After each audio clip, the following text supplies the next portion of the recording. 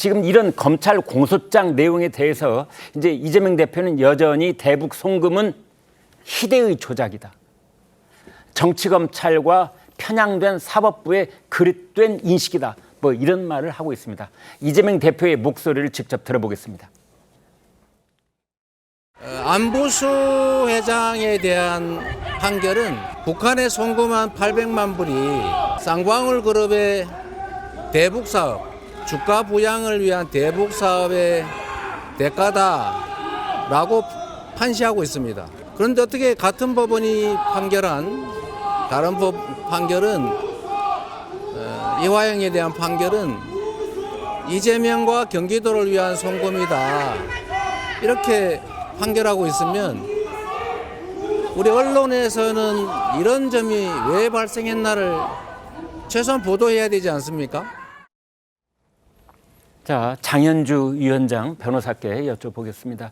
지금 이제 민주당 쪽에서 지금까지 해왔던 얘기는 그 안부수 재판과 이화영 재판부가 서로 부딪히는 그런 이제 판결을 내놨다라는 건데, 오늘 한국일보가 매우 눈에 띄는 그런 분석 기사를 하나 내놨는데, 안부수 재판부는 주가 조작 부분에 대해서 판단을 하지 않았다. 뭐 이렇게 되는데 기사가 좀 복잡하던데요. 좀 쉽게 좀 설명해 주세요. 그렇습니다. 그러니까 안부수 전 아태협 회장의 판결이 지난해에 나왔었거든요. 네.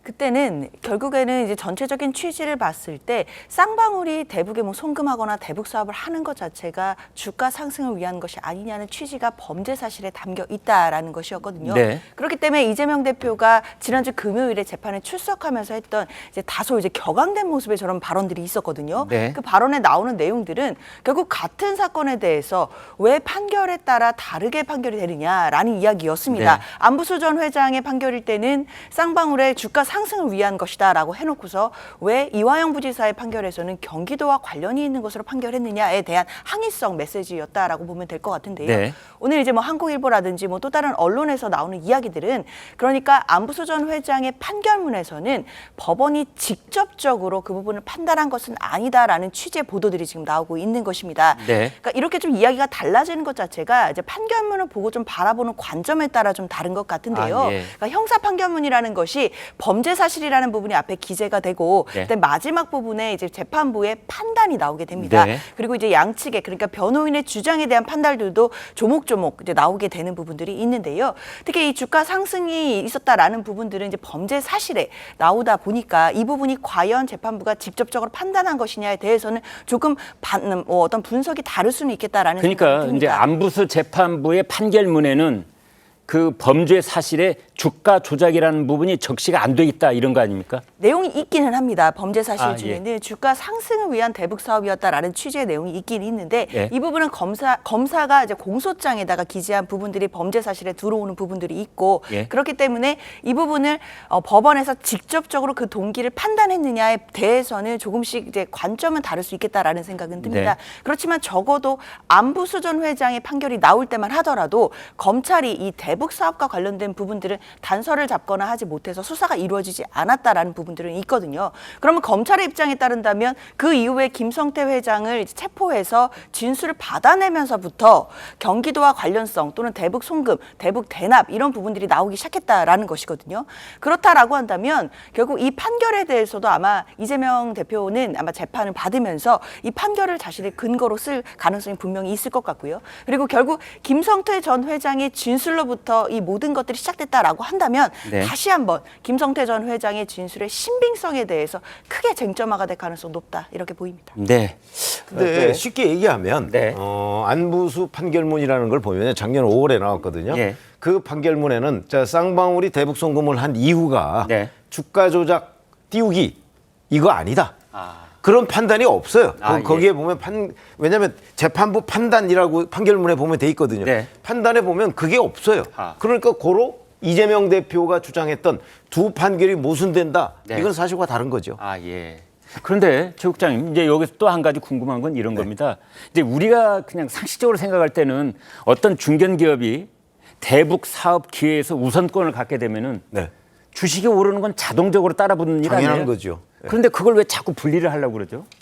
아니 그러니까 지금 이제 그 쌍방울이 대북 송금을 한 이유 네. 이거 아니겠어요? 네. 이유 그게 주가 조작을 위해서 주가를 띄우기 위해서 대북 송금을 한 것이냐 아니면 경기도를 대신해서 돈을 내준 것이냐. 아, 근데 그렇게? 검찰은 예. 이 두 가지의 가능성이 다 있다고 봤습니다. 네. 그러니까 당연히 지금 말씀하셨듯이 주가가 올라가겠죠. 네. 그거는 이제 김성태 전 회장이 도움을 받을 부분이고. 예. 근데 그럼 주가를 띄우기 위해서 송금을 한 거냐? 아니 그게 아니고 이화영 전 부지사가 자 우리가 북한에 주기로 한 그 스마트팜 사업비하고 이재명 대표 방북 비용 이게 지금 못 주게 생겼으니까 네. 대신 좀 내줘. 이러니까 이제 김성태 전 회장이 그러면 그걸 대신 내주면 주가도 올라가겠네? 이런 판단을 해서 대북 송금을 했다는 거거든요. 네. 근데 안부수 회장이 판결문에는 검찰이 그런 주장을 했음에도 불구하고 그 판사의 판단은 이 대북 송금 주가 띄우기가 일차적인 목적이 아니다. 이렇게 돼 있기 때문에 네. 지금 이재명 대표가 얘기하는 뭐 이 두 개의 판결문이 다르다. 이거는 사실이 아니라는 거죠. 네. 아무튼 이제 재판부에 두 곳 안부수 재판부 그다음에 이화영 재판부 판결문은 이미 이제 어느 정도 공개가 다 돼 있는 셈이다 이렇게 볼 수가 있겠는데 이걸 놓고 보는 민주당의 접근법 그다음에 언론의 접근법 국민의힘 접근법 뭐 조금씩 이제 결을 달리하고는 있습니다만 그래서 이재명 대표가 기소가 된 지금 재판이 훨씬 더 또 중요해지는 것이 아닌가 이런 측면도 있습니다. 그런데요 여기서 안부수 회장이 스마트팜비 그 500만 달러 부분 관련해서 이화영 전 부지사가 북한 김성애에게 주기로 약속했다는 취지로 진술을 했다는 대목이 나오는데요. 김병민 의원 어떻게 예. 된 겁니까? 이게 이제 중요한 대목이 결국은 북에 줬던 스마트팜 사업비에 대한 대납이 예. 누구의 요청과 누구의 의지로 인한 것이냐가 제일 중요한 거잖아요. 네. 그러니까 안부수라는 사람이 이걸 해서 얻을 수 있는 실익이 아무것도 없을 텐데 네. 그 왜 북한에다가 지키지도 못할 약속을 해서 곤혹스럽게 하느냐 네. 이런 얘기들이 있었다는 것이고 결국은 여기에 대한 지금 현재 나오고 있는 내용이 이화영 부지사의 요청으로 인해서 김성해 실장에게 50억 상당의 스마트팜 지원비를 약속하게 됐건 결국 이화영 부지사라는 거죠. 그 내용은 이화영 부지사가 경기도지사인 이재명 대표, 이재명 지사의 방북과 관련된 여러 가지 내용들과 함께 이게 다 하나로 얽혀져 있다는 것이고 조금 전에 주가 조작을 위한 쌍방울의 개인적인 사익 때문에 이 모든 일들을 벌였다, 경기도는 모른다라는 게 지금 이재명 대표가 주장하고 있는 것인데 오늘 또 나오고 있는 언론 보도를 보니까 흥미로운 대목이 김성태 전 회장에게 이렇게 다 모든 일이 이루어져서 이재명 지사와 손잡고 북한에 가면 네. 30대 재벌 그룹으로 우뚝 설 수 있다. 아. 이런 얘기들이 있었다는 거잖아요. 네. 그러니까 단순하게 2018년, 19년을 기억해 보시면 4월 판문점 선언 때 북한과 조금이라도 연관이 있는 기업들은 다 상하가 칩니다. 네. 그리고 나서 그해 9월에 있었던 평양에서 있었던 당시에 평양선언 때도 금강산 관광, 백두산 관광, 뭐 남북 철도 연결 등 웬만한 경제적 성과들이면 전부 다 상한가를 치거든요. 네. 그러니까 이런 주가에 대한 부분들보다도 실질적인 대북 사업에 대한 환상이 있을 때이기 때문에 이거로 이재명 대표와 함께 결국은 기업을 키우기 위한 모종의 서로 간에 공통된 요구들이 함께 있었을 거라고 보는 게 합리적인 추정일 거라고 봅니다. 네. 그랬던 두 사람이 이재명, 김성태, 이재명.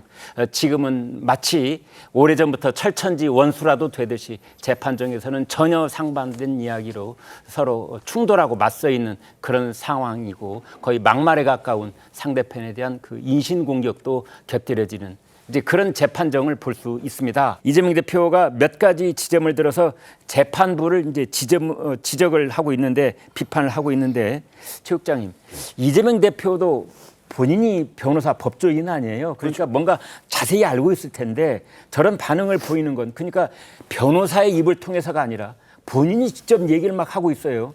이유가 뭡니까? 근데 저 얘기를 보면 과연 안부수 판결문을 이재명 대표가 직접 꼼꼼하게 읽었는지 의문이 드는 대목입니다. 아, 예. 왜냐하면 안부수 판결문을 보면 네. 저런 얘기가 나오지 않거든요. 아까 조금 전에 제가 설명을 드렸잖아요. 네. 나오지 않는데 본인은 저렇게 얘기한 걸로 봐서는 아마 그 판결문을 직접 봤다기보다는 네. 그 판결문을 본 어떤 매체, 네. 뭐 그게 이제 우리가 흔히 얘기하는 뭐 약간 뭐 민주당 쪽의 우호적인 매체일 가능성이 저는 높다고 보는데 예. 그 매체의 기사, 왜곡된 기사를 보고서 지금 저렇게 얘기한 것이 아닌가. 네. 저는 이렇게 판단이 됩니다. 왜 그러냐면 그 판결문을 보면 저런 얘기를 할 수가 없습니다. 이게 해석의 차원이 아니고요. 네. 아니 저보다 훨씬 더 법률적인 문제에 대해서 많이 아실 거 아닙니까? 네. 그렇기 때문에 그 판결문을 보고 그다음에 이화영 판결문을 두 개를 놓고 대조를 해봤다면 네. 지금 이재명 대표처럼 저렇게 희대의 조작 사건이라고 얘기할 수가 없거든요. 저거는.